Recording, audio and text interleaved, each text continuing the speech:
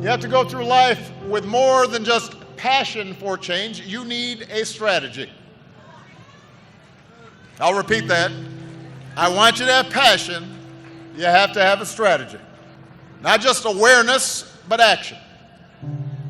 Not just hashtags, but votes. You see, change requires more than righteous anger. It requires a program and it requires organizing.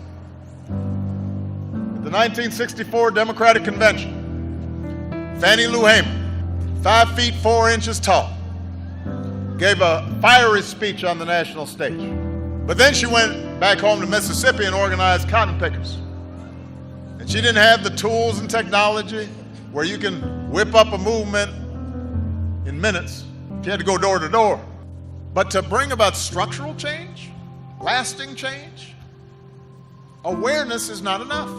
It requires changes in law, changes in custom. If you care about mass incarceration, let me ask you, how are you pressuring members of Congress to pass the criminal justice reform bill now pending before them? If you care about better policing, do you know who your district attorney is? Do you know who your state's attorney general is? Do you know the difference?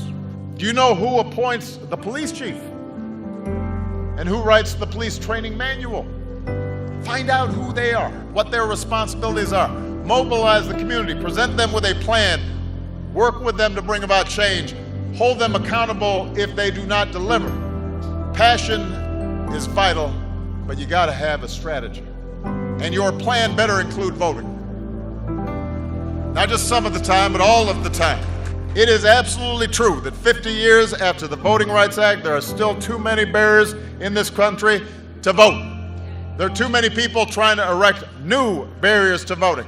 This is the only advanced democracy on earth that goes out of its way to make it difficult for people to vote. And there's a reason for that. There's a legacy to that. Change requires more than just speaking out. It requires listening as well.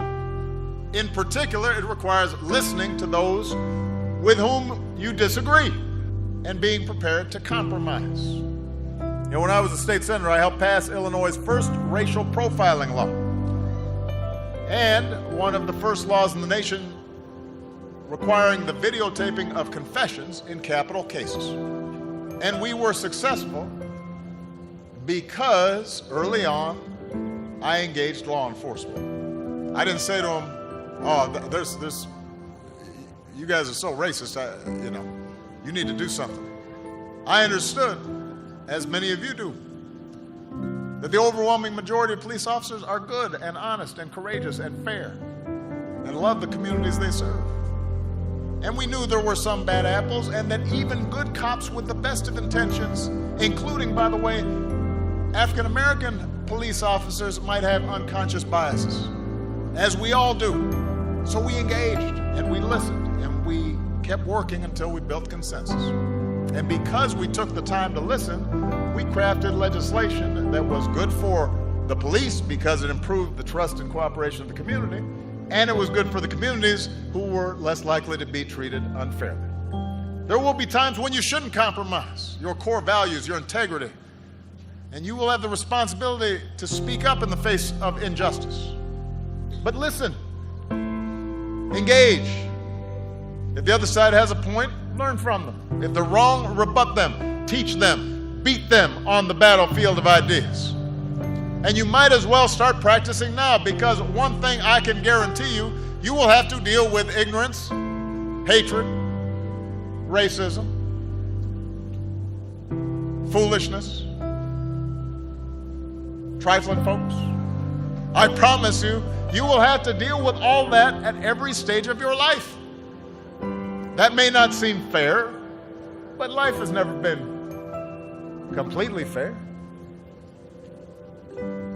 Nobody promised you a crystal stair. And if you want to make life fair, then you've got to start with the world as it is. So, that's my advice. That's how you change things. Change isn't something that happens every 4 years or 8 years. Change is not placing your faith in any particular politician. and then just putting your feet up and saying, okay, go. Change is the effort of committed citizens who hitch their wagons to something bigger than themselves and fight for it every single day. Now it's your turn. And the good news is you're ready.